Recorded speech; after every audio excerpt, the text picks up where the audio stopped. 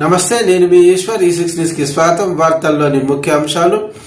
అమెరికాలో Pak army chief Asim Munir చేసిన వ్యాఖ్యలపై భారత్ తీవ్ర స్థాయిలో మండిపడింది. మునీర్ వ్యాఖ్యలు అత్యంత బాధ్యతారహితంగా ఉన్నాయని వ్యాఖ్యలు చేసింది. కేవలం ప్రాంతీయ భద్రతలను మాత్రమే కాదు, అంతర్జాతీయ భద్రతలను కూడా పాక్ ఆ ప్రమాదంలోకి తోస్తుందని తెలియజేస్తోంది అన్నారు. పాకిస్తాన్ ఆర్మీకి అమెరికా మద్దతు ఇచ్చినప్పుడల్లా పాకిస్తాన్ తన నిజ స్వరూపం బయట పెడుతుందని అని మండిపడ్డారు. అమెరికా పర్యటనలో ఉన్న పాకిస్తాన్ సైన్యాధిపతి ఆసిమ్ మునీర్ అక్కడి నుంచే భారత్పై కవ్వింపు చర్యలకు పాల్పడ్డారు. తమది అణ్వాయుధ దేశమని, అవసరమైతే అణు యుద్ధానికి దిగుతామని బహిరంగంగా బెదిరింపులకు దిగారు. తాము నాశనమైతే తమతో పాటు సగం ప్రపంచాన్ని పతనం వైపునకు తీసుకువెళ్తామంటూ వ్యాఖ్యానించారు. మునీర్ ఈ వ్యాఖ్యల పట్ల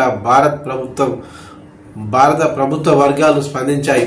ఆసిమ్ మునీర్ చేసిన అణు బెదిరింపులకు తీవ్రంగా ఖండించాయి. పాకిస్తాన్ అణు ఆయుధాలు కలిగి ఉండటం వల్ల ప్రజలు ఆందోళన చెందడం సహజమని, ఇది పాకిస్తాన్లో సైన్యం దేశాన్ని నియంత్రిస్తున్న దానిని సంకేతం అన్నారు.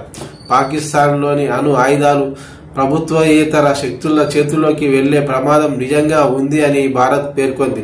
అమెరికా గడ్డ నుంచి ఓ దేశంపై మరో దేశం ఇలా అణు బెదిరింపులకు పాల్పడటం ఇదే తొలిసారి కావడం గమనార్హం.